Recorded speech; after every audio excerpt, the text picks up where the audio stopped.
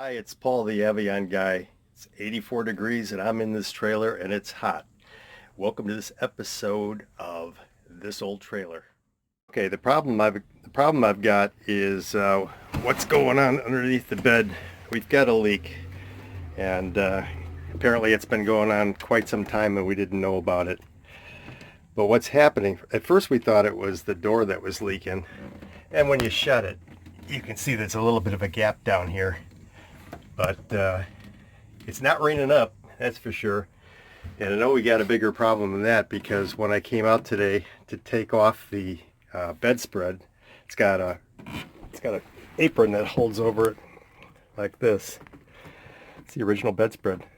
And the part on this side that tucks down around the mattress up in this area was wet. Up here.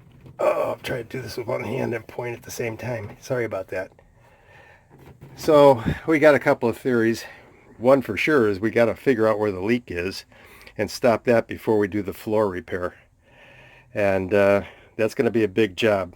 And what they've got, the way this was built, and I'll put a cross section of what an 80s Avion looks like. But there's a lower subfloor, then you've got blue foam, and then the top plywood was here. The problem I've got is that not only is the top ply done, but down between the styrofoam, it's also rotted out all the way down to that board. So once we get the leak fixed, I'm going to go ahead and figure out a way to cut this floor out, get all the bad sections out, and cut a good enough edge that I can lay new plywood in.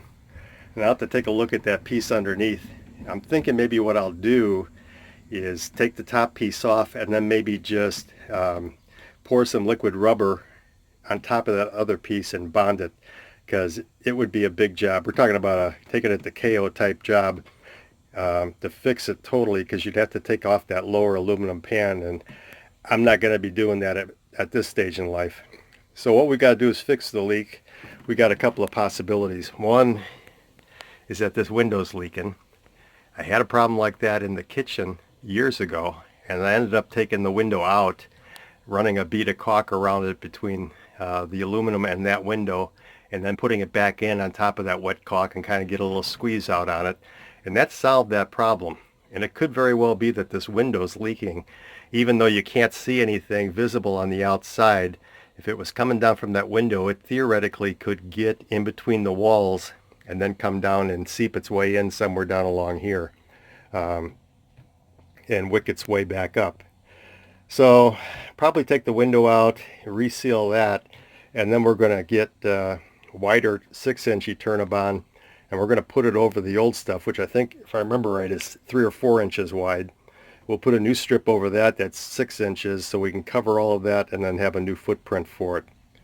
Once we get all that done, then we're going to try to figure out a way to do some kind of smoke testing. In fact, we'll probably do the smoke testing first to see if we can coax some smoke out of where the problem is, and then we'll know what we're dealing with.